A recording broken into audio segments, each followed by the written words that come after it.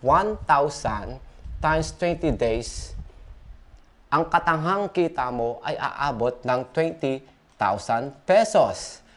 Tanga ka pa niyan.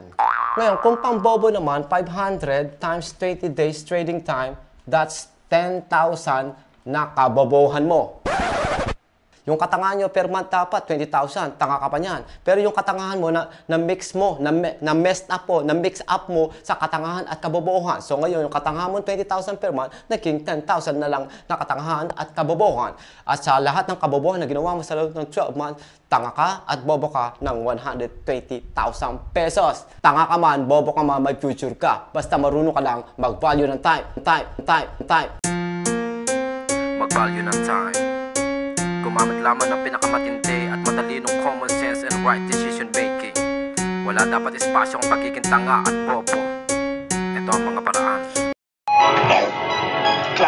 Tayong ilang. Ano, saglitan ako.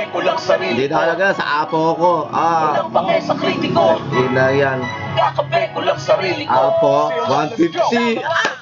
Hanapin ay mahirap, huwag mo tangkain. Nahamakin dahil di mo na to makakagilap. Sa ibang Importante na. Tayong ilang yan.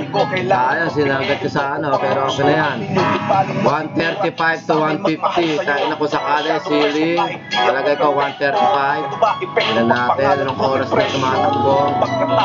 130. Ilan natin, 130.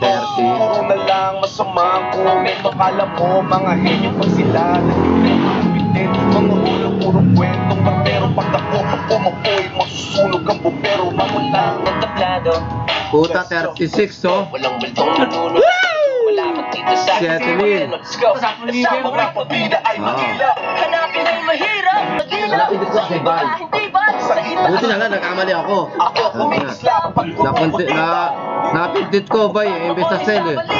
Hey. Oh my God. Pabida bawal dito ang pabida. Dahil lang may pabida rito ay ang kontrabida.